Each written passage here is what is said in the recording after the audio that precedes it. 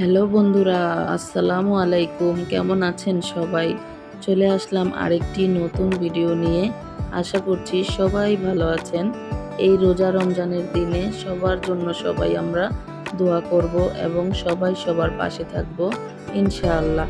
তো এই যে আমার যে ডাটার তরকারি এত পছন্দ কেন আমি সত্যিই জানি না। আজকে হাসব্যান্ড এই যে বাজার নিয়ে আসছে মেরুল বাড্ডা থেকে, আড়তে গিয়েছিল।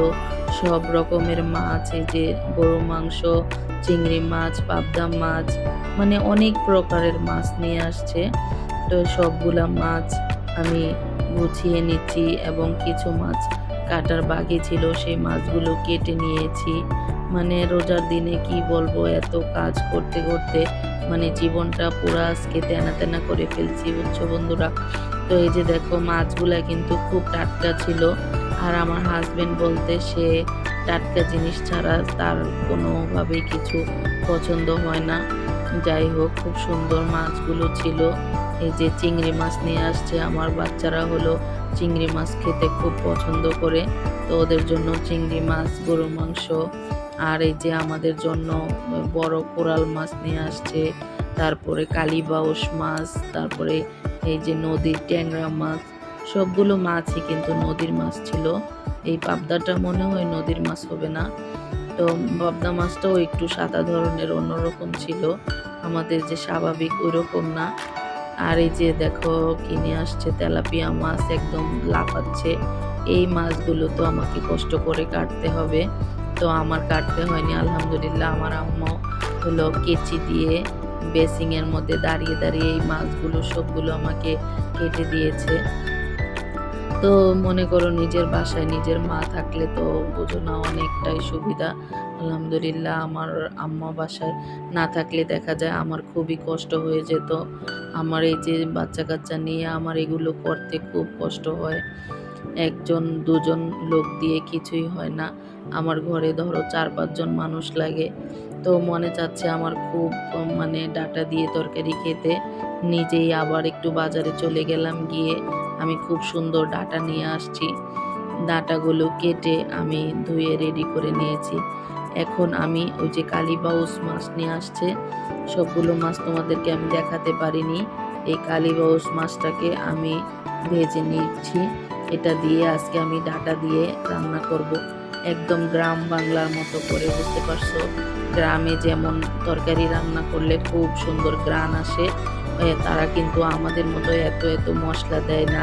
হালকা মশলা দিয়ে কিন্তু তারা তরকারি রান্না করে, কিন্তু খেতে যে এত মজা হয়, মানে গ্রান এক বাড়ি থেকে আরেক বাড়িতে চলে যায়।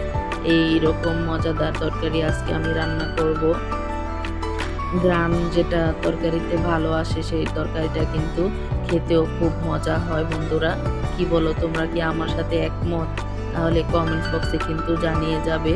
আর তোমাদের কাছে একটা অনুরোধ, যারা ভিডিওটি দেখছো প্লিজ একটি লাইক দিয়ে ভিডিওটি কন্টিনিউ করবে বন্ধুরা। তোমাদের একটি লাইক আমার গুরুত্বপূর্ণ, আমার কাছে খুবই গুরুত্বপূর্ণ। এবং তোমরা ভিডিওটা দেখে কেমন লাগলো তোমাদের মূল্যবান বক্তব্য কমেন্টস বক্সে রেখে যেতে কিন্তু ভুলবে না। তো এই যে আমার মাছগুলো কিন্তু ভাজা হয়ে গিয়েছে। এখন আমি এই যে আরেকটাই প্যান বসিয়ে দিলাম, এটার মধ্যে আজকে আমি তরকারিটা রান্না করে নিব। দিয়ে দিলাম সরিষার তেল এবং বেশ খানিকটা পেঁয়াজ কুচি। এটাকে এখন আমি লাল করে ভেজে নিয়েছি। ভেজে এখন দেখো তেলের মধ্যে কিন্তু আমি মশলাগুলো দিচ্ছি, এখানে কিন্তু পানি দিচ্ছি না। এই যে মরিচের গুঁড়োটা দিলাম, হলুদের গুঁড়ো, ধনিয়ার গুঁড়ো আর স্বাদ মতো লবণ। এটা দিয়ে আমি এই তেলের মধ্যে একটু নেড়ে চেড়ে নিচ্ছি। এই তেলের মধ্যে মশলা দিয়ে তোমরা একদিন রান্না করে খেয়ে দেখবা, একদম মানে মা মাসিদের হাতে যেরকম মজা হয় রান্না খেতে, সেরকম মজা লাগবে।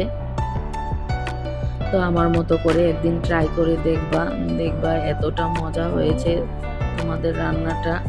সবাই কিন্তু খুব সুনাম করবে। তো এই যে দেখো আমি ডাঁটাগুলোকে আগে ভাপ দিয়ে নিয়েছিলাম।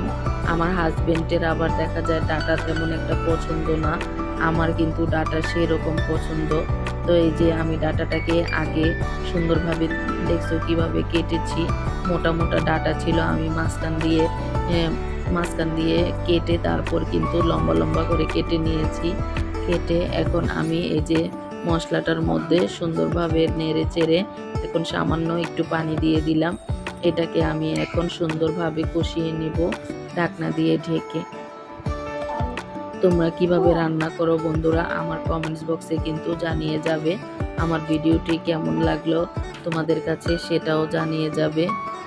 তোমাদের একটি গুরুত্বপূর্ণ কমেন্টস আমার কাছে খুবই মূল্যবান। তো এই যে ঢাকনা দিয়ে ঢেকে আমি কিছুক্ষণ পর নেড়ে চেড়ে একটু কিছু কাঁচামরিচ এখানে দিয়ে দিয়েছি। এই তরকারিটা হতে কিন্তু বেশি সময় লাগবে না, কারণ হলো আমি আগেই ডাঁটাটাকে সিদ্ধ করে নিয়েছি।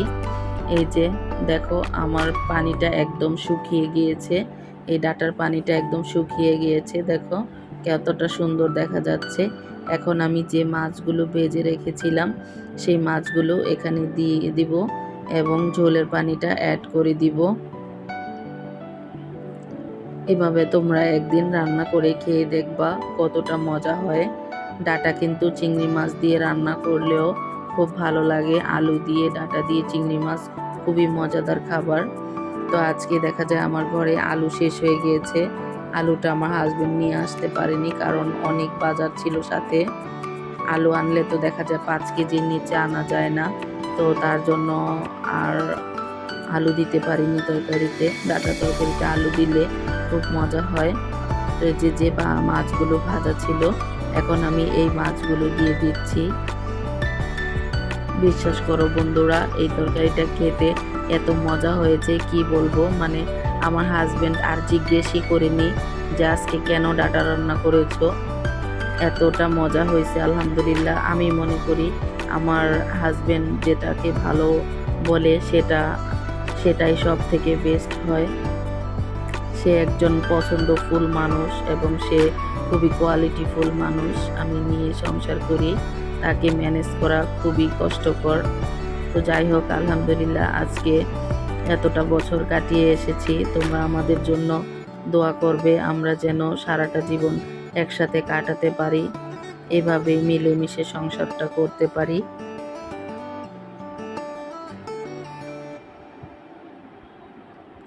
তো আমার তরকারিটা কিন্তু অলমোস্ট ডান হয়ে গিয়েছে, দেখতেই পাচ্ছ কতটা মাখো মাখো হয়ে গিয়েছে।